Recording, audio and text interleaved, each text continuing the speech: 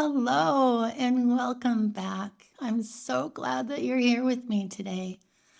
I wanted to invite you on a small little studio tour. And I say small because this room is quite small. It's not your classic huge art studio, right? It's a very small space. And I wanted to also talk to you today about creating that space in whatever area you have available to you, whether that's a tiny space on your kitchen counter or your dining room table or a little nook that you've carved out, maybe even in a closet. Whatever you have, there's a way to make room for creativity. And I also wanted you to know that you matter. You matter enough to discover what it is that brings you joy in this season of your life. Whether that be deciding that you want to learn how to knit, or maybe discover watercolor painting or sketching, filming, whatever it is that you want to do, there's room in your life to do it. And you matter enough to take the time to carve that out for yourself, to discover that journey of your own. So, with that being said, come on in and welcome to my studio today. I've been an artist for about 25 years now. I came across a little tiny 4 by 6 inch painting that I did in acrylics, and the date on it was 2010. So I remember at least that far back. And I've collected a lot of supplies in that period of time. Some of them are very inexpensive, just like drawing pencils or inexpensive brushes. Some of them are quite spendy, like RNF pigment sticks and things like that. But you don't have to have all of the 25 years worth of supplies that I've accumulated to just start. Maybe it's, like I said, if you want to learn knitting, you could just go to a yarn shop and ask them for advice. Tell them that you want to just get started and maybe pick out 1 or 2 skeins of yarn just to start with a small scarf, an easy project to begin with.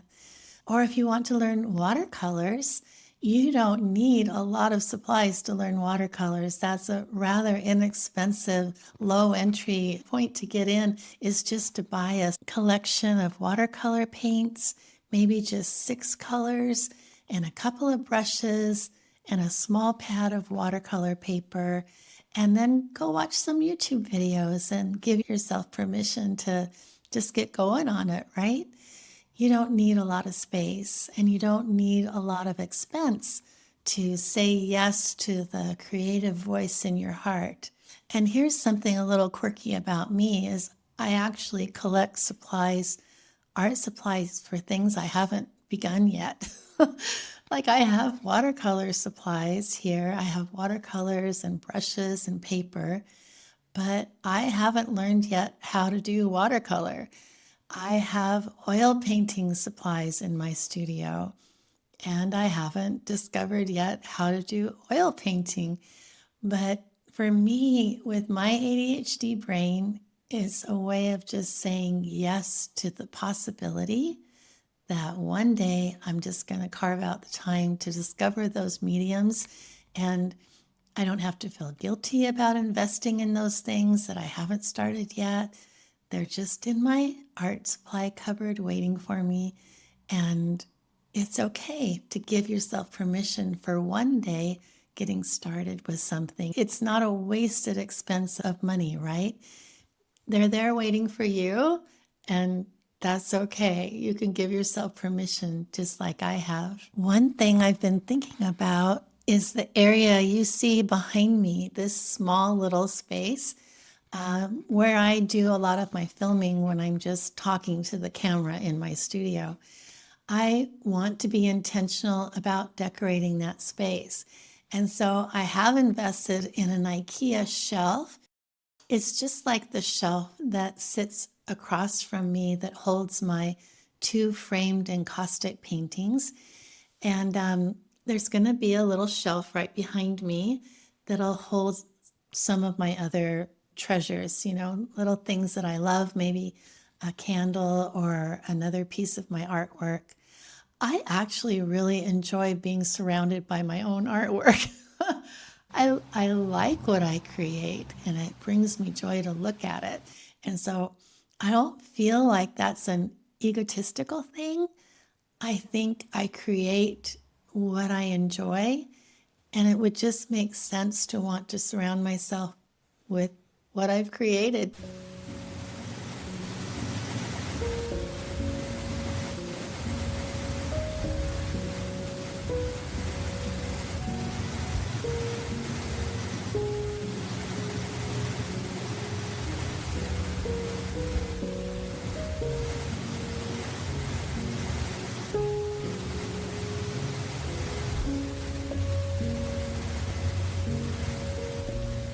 There's going to be a shelf behind me that'll be coming up in a future video. I'm not going to tackle it myself because here in Portugal, we have cinder block walls. They're very, very different like our walls in the United States that were drywall. If it was a drywall wall behind me, I wouldn't have any problem just drilling a hole in it and getting the shelf up.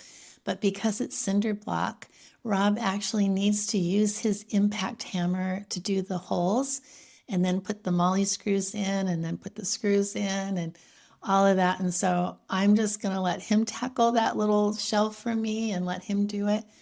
But yeah, I guess I'm trying to almost apologize because I'm not a super DIY person when it comes to interior decorating, like a lot of channels are.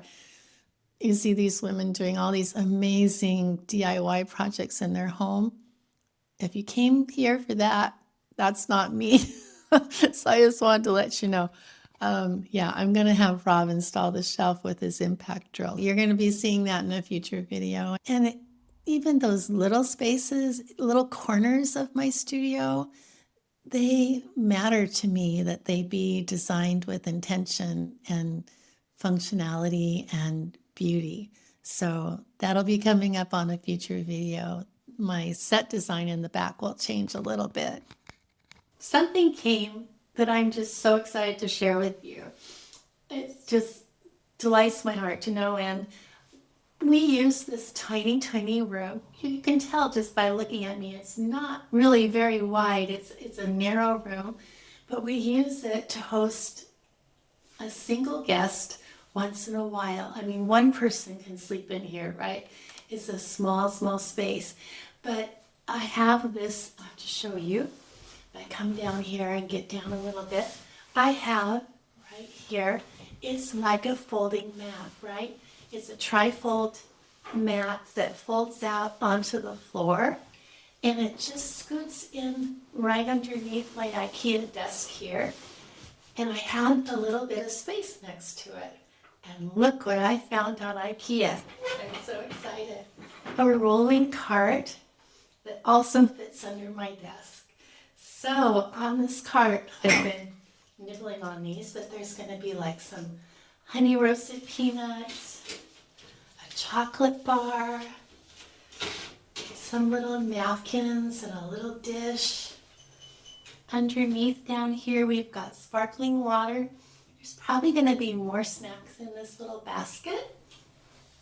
And then way down here, I have some, if you can see, little bamboo spoons and room for a book on the cart, a couple of books, and it's just going to be a little special cart that's just for when a guest comes to stay, and it just rolls right back under my desk. I'm just so excited to have found it. So let me just show you a couple of other areas of my little studio. Here I have my door, and here it's just this wonderful backpack. I love it so, so much. I got it, I think, on Amazon, and it just has all these wonderful pockets inside. I can fit an iPad in here if I had one. I actually lost mine in an airport. It just broke my heart. But when I get another one, it'll fit. I can put my Ruthie, my Osmo Pocket 3 in here when I go for walks. And anyway, so that's my backpack and that's where it lives. And I keep a couple of aprons here for when I do art. So my door gets a lot of use. Over here is where I have a lot of my art supplies. And you can see there's just all kinds of different mediums in here. Up here I have, this is actually recipes. These are papers. And what I do with these, I have to show you. These are just like what you would get from grocery stores and stuff with the ads for what's on sale. And I use these underneath my collage papers whenever I'm doing any gluing. Just, they're disposable. I can just trash them after they get glue on them. And there's some journals in here and journals down here. And over here, I have a book that I just dearly, dearly love. It's a book called Maybe. Oh, it's just beautiful. If you haven't read it yet, or if you have children or grandchildren, you need to go get this book. It's just, so gorgeous, so gorgeous. It's by Kobe Yamada. It's just a beautiful, beautiful book. I keep it in my studio because it reminds me that there are endless possibilities in life. And this is a painting that I did in acrylic quite a while ago. Actually, when we first moved here, so it's been about 4 years now. And so those are some things in my studio. So later on today, Rob's actually going to be taking off for a half-an-hour drive to the city we used to live in to visit with friends, smoke a cigar, and taste a couple of whiskeys together. So I just think it's wonderful that he has that freedom, that we give each other that freedom in our relationship to go off individually and do something fun that just fills us up, right? So for him, it's having a cigar, having a little bit of whiskey, talking with some friends, conversations that he might not necessarily have with me, but that his other friends enjoy talking about. And so, yeah, it's just going to be Goji and I tonight. Right now, I'm going to take some time for a snack. And this is my snack bowl this morning. So it's not a cottage cheese bowl like I usually make. This is actually made with something called Skyr. Skyr is like a yogurt, but much thicker in consistency. And it is made in, northern Scandinavian countries. It's also extremely high in protein. This is 150 grams of Skyr, and it's 17 grams of protein in this little bowl, just the yogurt alone. And then I've added a tablespoon of pumpkin seeds and a tablespoon of hemp seeds, and that's another 6 grams of protein. So there's 23 grams of protein just in this little snack bowl here.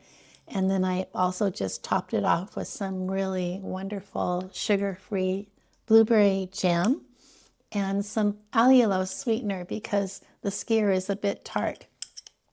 But that's going to be my snack in just a minute. And as someone who's on a GLP-1, it's really important that I take time to do healthy, high-protein snacks. One thing I wanted to share about just really briefly while we're sitting here in my studio together. As a new YouTube creator, I'm dealing with the challenge of how much of my physical self to reveal to all of you. There are parts of my body that are not exactly how I would like them to be at 70.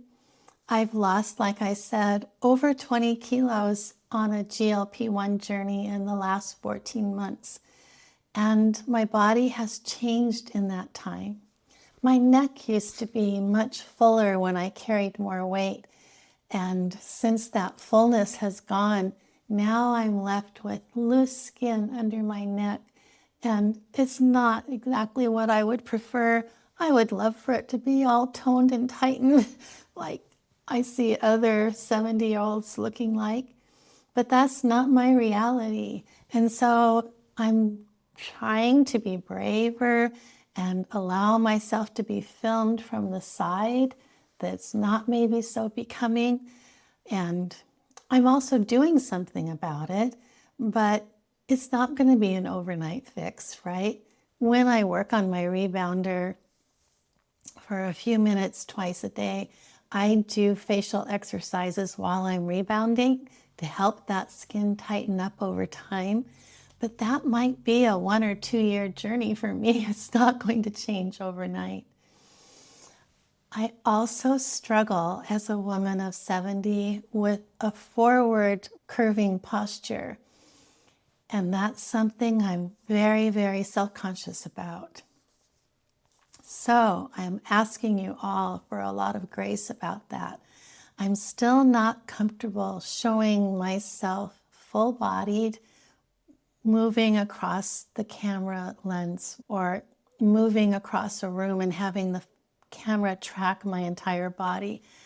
I'm not comfortable with that yet because, like I said, I'm very self-conscious about my posture. And I was talking to my therapist about it the other day, about these fears that I have of being on camera. I don't have a fear at all about doing what I'm doing right now. I'm totally comfortable talking to you and sharing with you from this camera angle.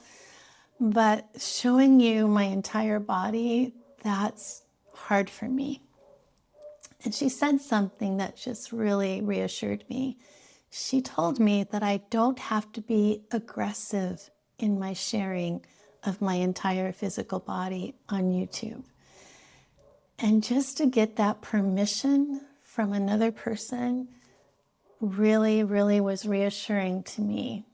So if you have any struggles with feeling self-conscious about your physical image, just know that you're not alone. I'm right there with you in that. And I'm hoping that over time, as I do more and more filming of myself, I'll be more comfortable with showing you more of what I look like. But for right now, I'm just honoring the parts of me that are frightened by that. And I'm just going to be gentle and try to present myself in a way that I think looks better. So if you could just extend me some grace in that area and in the comment section. I do know what exercises I need to do to correct my forward curving posture that I've been given by my physical therapist. But like I said, it's not going to be an overnight thing. It's going to take weeks, or months, and years to build more strength in my body. And so, yeah, I just wanted to share that with you. It's okay to give ourselves permission to not be aggressive in how we share our full selves with other people that we don't know on a face-to-face basis, right? So, yeah, I just wanted to throw that into this video, and I hope you can watch me on my journey as I slowly over time become braver in this area. There's a quote that I wanted to share with you, and it's by Frederick Buechner from his book, The Hungering Dark. And I'm going to read it. I don't have it memorized. The life I touch, for good or ill, will touch another life, and in turn another, until who knows where the trembling stops, or in what far place my touch will be felt. And I think about this when I look at this rolling cart that I found that fits just perfectly under my desk. This is not a guest room, okay? It's far from a guest room, but it's what love looks like. It's making room with what you have. And so we do that with our hearts, right? We make room for another in our heart. And here in this really small studio space, I found a way to make room for a guest in this really limited space that I have. And I'm just excited about it because I didn't think it was possible. I didn't think when we moved here that it was possible to combine this room for my art studio and have a guest space. We even had considered at one point putting a Murphy bed against the wall, but I just knew it would take up too much floor space even to mount a Murphy bed in here. And so even though only one person can stay, and even though they do sleep on a mat on the floor, it's actually quite comfortable. I've been assured by a guest in the past. We have a down feather comforter. It's like a king size one. So I fold it into thirds and I lay it across the mat, and it's all cushy and soft. And we make room here in my studio for a guest. And so I just wanted to encourage you, because someone who's far away from home gets to sleep here and rest their head in a space surrounded by art and welcome. And I think that's enough. And it's my hope that if you like the content that you're seeing here, that you would leave a comment. I would love to know your thoughts. And subscribe if you want more of this content. And in closing, I just want to say Beijinhos, little kisses from Portugal. And I'm Jody Vaco, and this is Embracing My Unfolding Life. Ciao for now.